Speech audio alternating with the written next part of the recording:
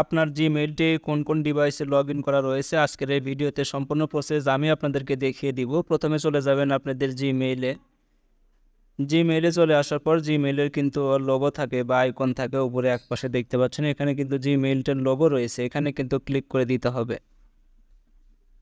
এখানে ক্লিক করবে, এখানে ক্লিক করার পরে এখন যেটা আপনাদেরকে করতে হবে, এখানে দেখতে পাচ্ছেন ম্যানেজ ইওর গুগল অ্যাকাউন্ট নামের অপশন রয়েছে, এটাতে ক্লিক করতে হবে। এটাতে ক্লিক করবে, এটাতে ক্লিক করার পরে এখানে কিন্তু স্ক্রল ডাউন করতে হবে। স্ক্রল ডাউন করে আসার পর এখানে আমরা পাবো সিকিউরিটি নামের একটা অপশন, এখানে ক্লিক করে দিব। এখানে ক্লিক করব এবং এখানে ক্লিক করার পর স্ক্রল ডাউন করে নিচের দিকে আসব।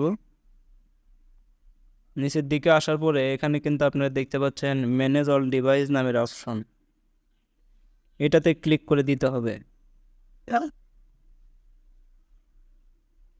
এটাতে ক্লিক করবে এবং এটাতে ক্লিক করার পর এখানে দেখতে পাচ্ছেন আমার জিমেইলটা কোন কোন ডিভাইসে লগ ইন করা রয়েছে, এখানে দেখতে পাচ্ছেন এখানে কিন্তু লগ ইন করা রয়েছে।